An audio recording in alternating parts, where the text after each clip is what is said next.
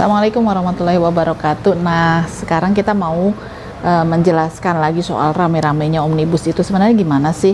Nah, dalam proses sebetulnya kami melihat bahwa dengan pertama kalinya Indonesia membahas omnibus law cipta kerja dengan metode undang-undangnya dengan metode yang omnibus itu, maka harusnya meningkatkan kehati-hatian. Namanya juga orang baru pertama kali bahas karena dia harus menggabungkan atau juga melakukan sinkronisasi, ada yang dihapus, ada yang ditambah, ada yang diubah, ada konsep baru, maka tentu kita memerlukan kehati-hatian yang ekstra, apalagi ini terdiri dari 79 undang-undang waktu di awalnya pertama kali diserahkan kepada DPR RI.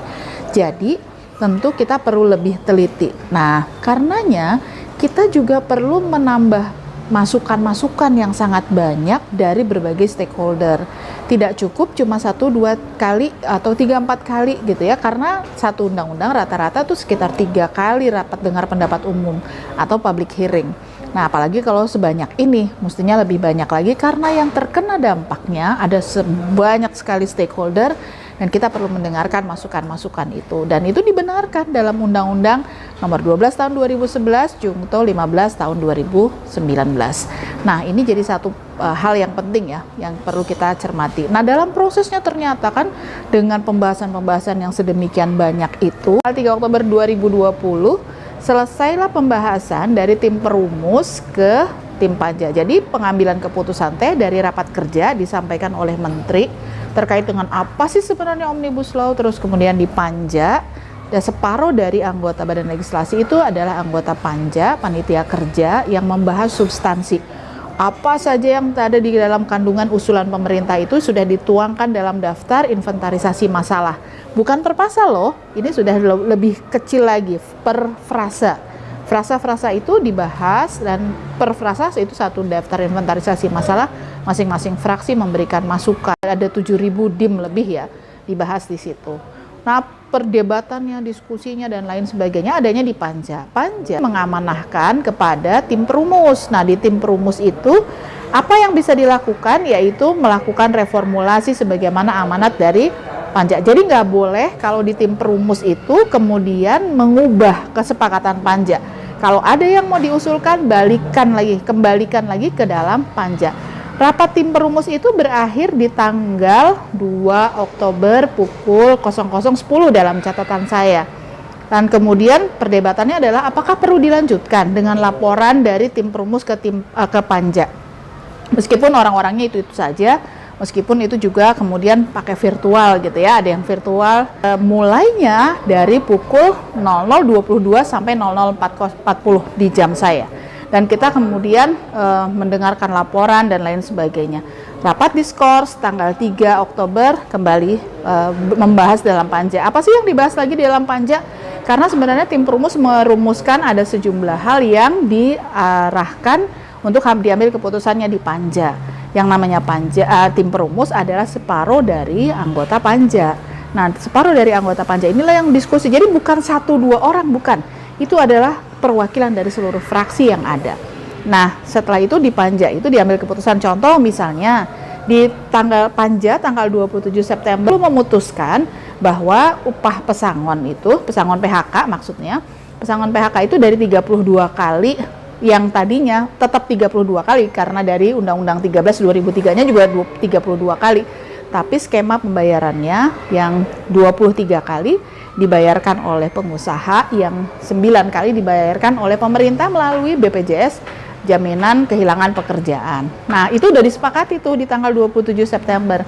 Ternyata di tanggal 2 pada rapat Timus ada masukan dari pemerintah bahwa mereka ingin mencabut usulan itu dan mengganti dengan nggak boleh diputuskan di Timus, dia harus diputuskanlah di dalam panja. Jadi panja tanggal 3 Oktober itu salah satunya memutuskan mengubah dari 32 menjadi 25 kali upah. Dan itu menjadi perdebatan lagi kan. Nah, PKS pada saat itu menyatakan tetap 32 kali. Kenapa? Karena ternyata rata-rata orang yang di PHK itu rata-rata lama bekerjanya 5 sampai 17 tahun. Artinya maksimum cuma dapat sekitar 17 kali upah. Kalau kita lihat ya dari skema yang ada itu Yang dapat 32 kali saja itu kalau yang 24 tahun bekerja terus gitu. Nah, jadi di proses ini akhirnya kemudian PKS tetap menolak. Kita tetap dengan keputusan di tanggal 27 September. Di tanggal 3 Oktober itu ada rapat panja yang dimulai pukul 2 sore. Kemudian kita bahas lagi hal-hal yang diamanatkan dari Timus untuk dibawa ke panja. Kemudian setelah itu ternyata diputuskan untuk langsung dilaksanakan rapat kerja hari Sabtu, yaitu orang kalau malming gitu ya, malam mingguan kemana jalan-jalan, kami mah duduk di situ untuk membahas, menyampaikan terkait dengan sikap. Nah, jadi kan fraksi PKS udah ikut nih dari apa namanya, agak terlambat memang, tapi udah dari relatif lebih awal lah ya, kita udah ikut membahas, mendiskusikan sejumlah persoalan-persoalan yang ada. Kemudian ini akan pada pengambilan sikap. Nah, pada tanggal 3 Oktober itu ketika saya harus menyampaikan pandangan fraksi berkaitan dengan sikap PKS terhadap Undang-Undang Cipta Kerja ini, rancangan Undang-Undang Cipta Kerja, saya sudah menyampaikan kami belum menerima draft bersih. Kalau di dalam prosesnya memang disebutkan di dalam tata caranya di peraturan DPR itu disebutkan dibacakan. Kebayang tah berapa ribu halaman harus dibacakan, pasti nggak akan dong. Nah, supaya tidak membacakan kan setidaknya kita menerima draft bersihnya. Draft bersihnya maksudnya udah hasil keputusan terakhirnya sudah selesai semua di situ, supaya kemudian kami bisa menyatakan sikap kami karena berdasarkan draft. Tapi kan ini tidak sempat gitu ya, tidak diberikan pada saat itu dan belum sempat karena memang belum bersih, belum rapi.